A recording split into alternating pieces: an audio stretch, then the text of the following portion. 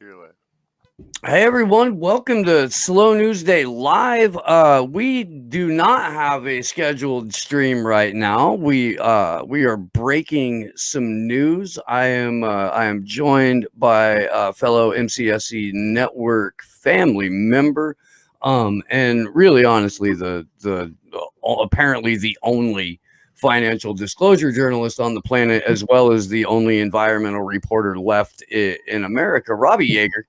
Always good to have you back. It's very good to see you. I know it's late Yeah, on the but East Coast, but you did it again, my friend. I mean, hey, look, it is late, but as Misty likes to say, I don't get a lot of sleep, and she's right. And as you can tell, I don't. I look like I don't get a lot of sleep, or I look like I get too much, whichever you decide. But no, yeah, um, this late night digging, and I've been pushing, like I've put a couple of little tweets out there recently asking what's taking so long for Sunrise Movement to release their new tax or their 2019 tax returns, which I've emailed them for numerous times, and they finally did, very very quietly, but they did nonetheless. And we got to glean a little bit more information into how this group works, or at least on the financial side. We don't get a whole lot of answers, but we do know, I guess, a few more specific questions to start asking from now on. And here's the thing that's just wild to me. I mean, and we were talking a little bit before we went on, but this is an off year, Yeah. right? This isn't even 2020 that just happened, where we're going to find out the impact of fourth industrial revolution influencers and a whole like massive brand marketing campaign around the other like limited hangout NGO environmental groups. And it's nearly $4 million from 6 donors, right? Or is Yeah. it 4 Well, million? here's how it works. So the breakdown is like this. In 2019, they I'll pull the raised. tweet up Yeah, too. I'm pulling my notes up too. I'm sorry, doing this on the fly. No, So it's yeah, fine. so basically this is it. And the 2019 tax return shows that Sunrise Movement brought in over $3.8 million in donations for that year. Um, Anonymous donations, by the way, because they don't disclose the names of their donors. But that total, that 3.8 million, is actually 6 times the number that they brought in 2018, which is to kind of be expected, since Sunrise Movement is a relatively new group in the grand scheme of things. I'm thinking what 2017-ish was whenever they were founded. So the 2018 total kind of reflects that, right? They're a fledgling group. They haven't really gotten that institutional push yet. But we see from 2019 that they get a big, big boost. In the while we don't get any names associated with the donors, we do get a little bit of a breakdown as far as where the money is kind of divided up is in donor groups, I should say. Um, so first of all, the whole big thing is Sunrise Movement likes to pride itself on small donors, as we all know. So out of the $3.8 million that they raised in 2019, small donors only made up approximately 42% of that, which would be about 1.6 million. So less than half. Mhm. Um, and we can tell this by looking at one of the, there is a breakdown of numbers as far as the numerical values of donations made.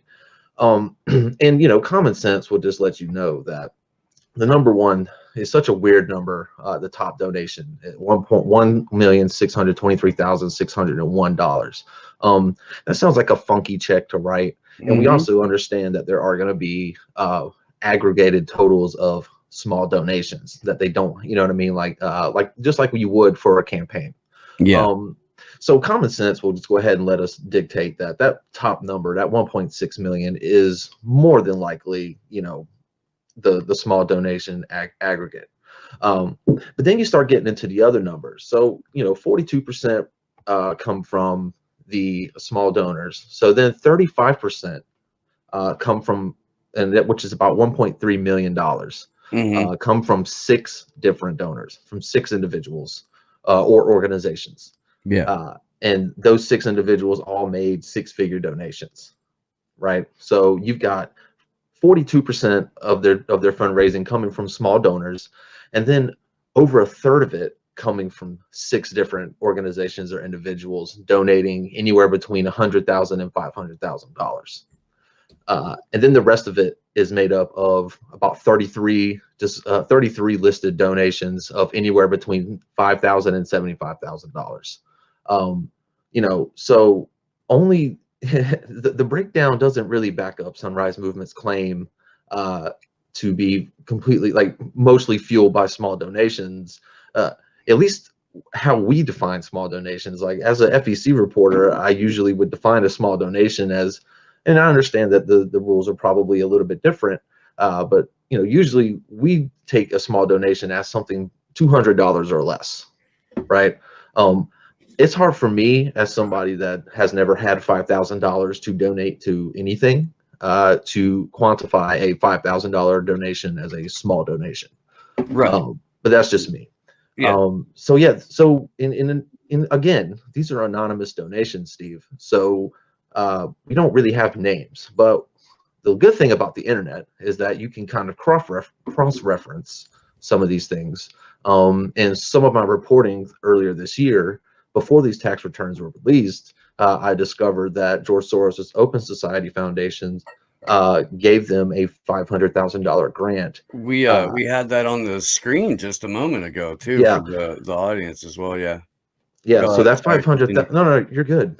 So that $500,000 grant, as reflected on Sunrise Movement's tax return, would make Soros their largest individual donor.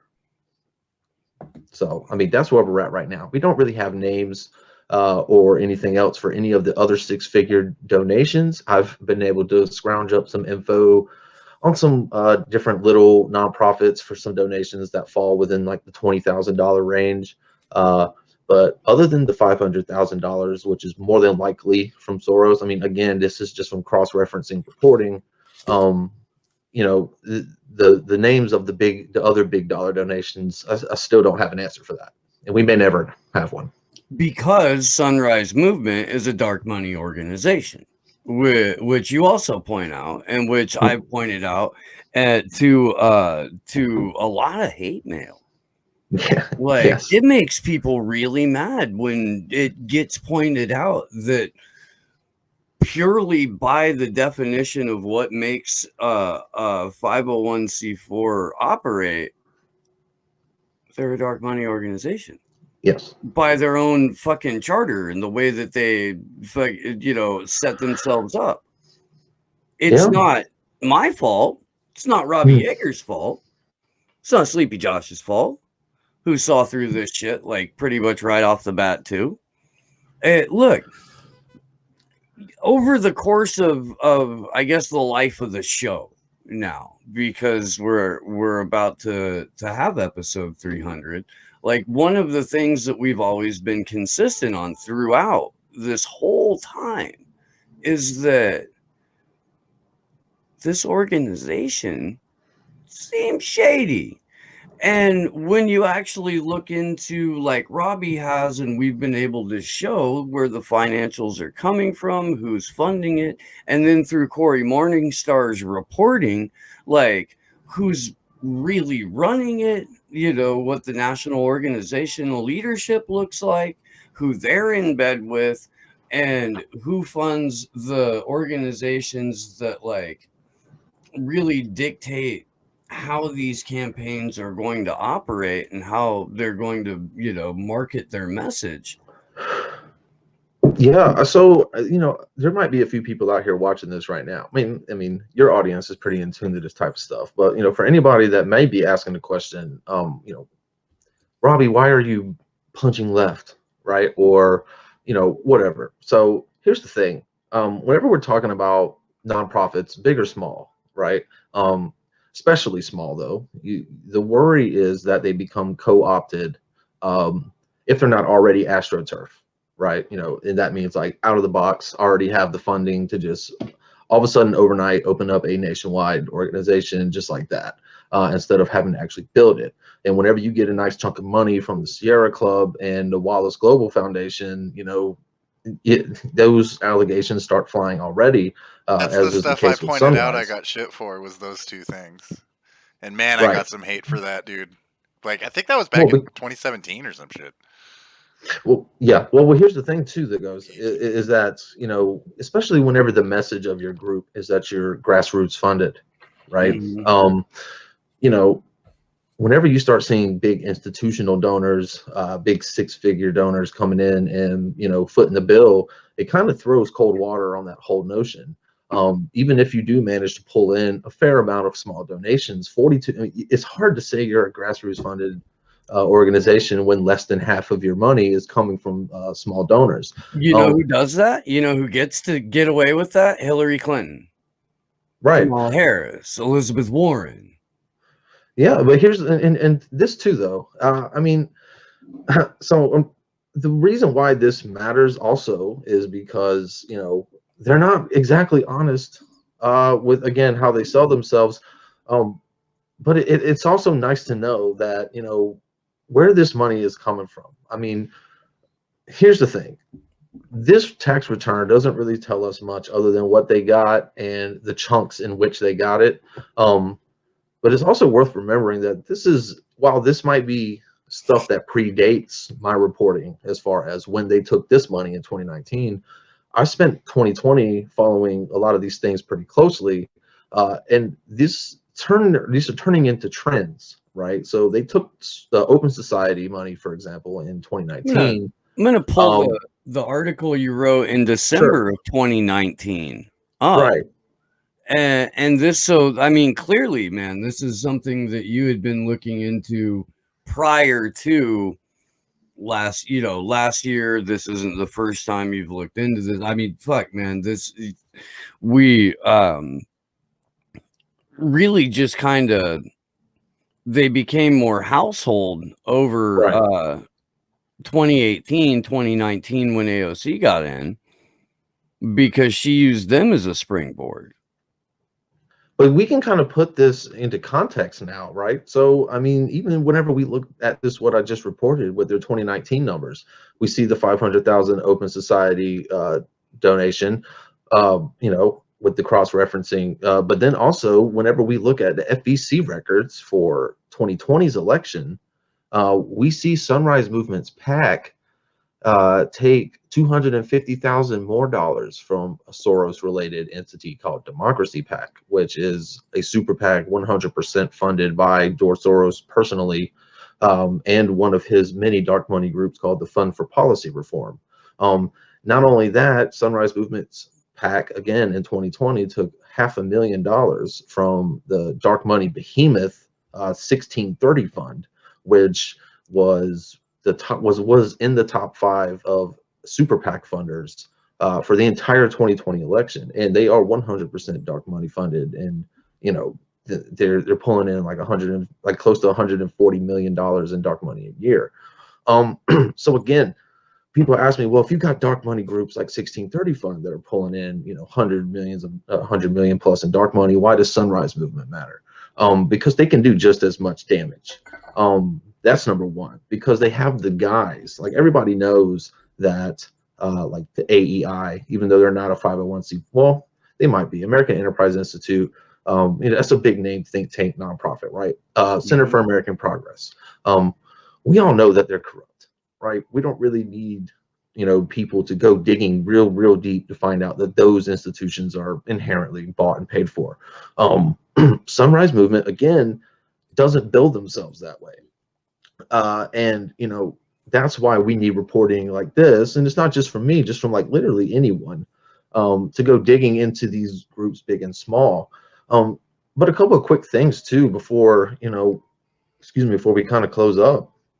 So the tax return doesn't really, not only does it really give you a whole lot of detail into what money they receive, it also doesn't really give you a whole big insight into what they've spent. Right, so we see a $460,000 donation to their PAC from their 501c4, which, as you mentioned earlier, just to put it out there, by their nature, 501c4s are by definition dark money groups. That's where the term comes from. It's because they don't disclose their donors. I'm sorry. I mean, I don't make the rules, but even though, they might try to be extra transparent, right, and give you the numbers, which I guess technically they, in some cases they do, in some cases they don't have to do. It's not really telling you much unless you really go looking and know where to look and what to look for. But so as far as what they've spent their money on, it's kind of hard to tell, right? Because it's all very vague. They don't really give any specific transactions other than the transfer to their pack. So one thing to look for really is, 2019, as we mentioned at the very beginning, obviously was an off year, right? There was no presidential election, no election in general. It's so, and also, like, again, saying that they started around 2017. Seeing this number jump from like the 500,000 roughly that they brought in 2018, jumping up to about 3.8, close to 4 million in 2019 is not necessarily a surprising jump. But what I would be interested to see is their 2020 numbers, actually, the election year, because they absolutely exploded. So it would be interesting, and they were in your face in the election cycle, taking dark money, stuff like that. So I would be, I'm just speculating here, but my crystal ball is telling me that next year, when we get their 2020 numbers, we're going to see something above 10 million.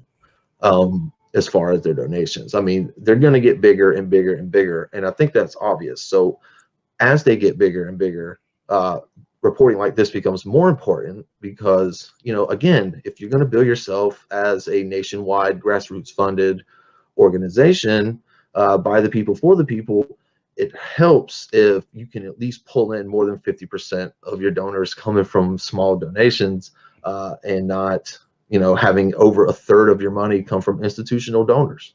Well, and let's put a few things together here real quick too, because Sunrise Movement still hasn't whispered a peep about the Colonial Pipeline spill. Not national, not the recipients of this money at any rate, haven't said a peep about that. And their efforts really seem to be geared towards lobbying for legislation at the federal level, specifically the Green New Deal as presented by Markey and AOC. Correct? Yeah, I mean, to me, their efforts seem centered around fundraising. So fundraising. let's assume that even if they're putting some of that money into activism, it's activism towards the Green New Deal mostly, from what I've seen. Yeah, that's what the signage and propaganda is. Well, their big thing through the primary was that they were all for climate change as long as it was via a Green New Deal. They were not open to any kind of discussion involving climate change if it didn't involve the Green New Deal. Like, there was no other solutions. So yeah, you're right about that for sure. And the Green New Deal, as we know, is essentially like a corporate friendly, end user punishing, in no way, shape, or form addressing the real issues surrounding any sort of man-made climate change. Not a lot. Yeah, I mean, look, as with most things, these things are they're business oriented. And look, just because the Green New Deal, doesn't necessarily sound nefarious to a lot of people out there, look, there's going to be money to be made, and people are going to become billionaires, and those billionaires are going to be the new power structure going forward. And again, it's from Corey's reporting, from a number of other people, it's the complete commodification of nature. Is what it is. It's the people who destroyed the planet holding what's left of it, for ransom, but they're not ransoming our ability to explore it and enjoy ourselves in it. They're ransoming our ability to visit it virtually. Yeah, according to their own literature. But I'm glad you bring up Colonial Pipeline because the fact of the matter is that you're right. They've been silent, and it's not exclusive to Sunrise Movement. Like, none of the major climate activist organizations have said a peep. None of the major climate activist politicians have made a peep. So, I mean, we're kind of at a loss on that. But as far as that's concerned, their deadline for new estimates was today. So, hopefully, for those of you that have been following the story, hopefully within the next day or two, we'll have an updated number. I mean, will it be the final number? Who knows? But as this thing works its way towards history, just keep it locked with us here at MCSC, because we'll probably be the only people that report it, at least at first, until maybe somebody finally pays attention. So, just stay tuned. Well, Robbie, thank you so much. This is it's always a pleasure to talk to you. You always bring the goods. You always do. Please let people know where they can find you and how they can support your work. No, of course, yeah. So, I mean, first of all, appreciate you having me back on, Steve. Always one of my favorite places to go. Well, hey, look, this way, there's a record besides Twitter of when you broke this story. So when some schmuck comes along in an hour or, 5 hours and tries to claim it, there's now 2 ways. I actually fully expect this story to be dismissed out of hand by 99% of pretty much everybody out there. Just like most of the other reporting I did on Sunrise Movement does, which, like I said, that's the onus is on the person taking in the information. If the information doesn't matter to you, or you don't see the significance, then that's just what it's going to have to be. But I'm going to keep digging regardless. But for those of you that want to, come find me, I'm on Twitter. That's where I break a lot of my stuff. I do a lot of my long form articles on Rockfin. Either way, the handle is the same. Roblet of Fire, ROBLET of Fire. And yeah, guys, that's it for me. All right, man. Robbie Jaeger, thank you very much. And that's gonna do it for now, guys. Just we wanted to get this out while it was, still hot.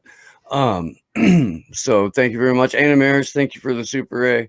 And thank you for being a fan of Roblet here. And yeah, thanks Robbie, thanks Sleepy Josh on the 1s and 2s. Thanks everybody who tuned in for this. We will see you soon. Good luck to us all.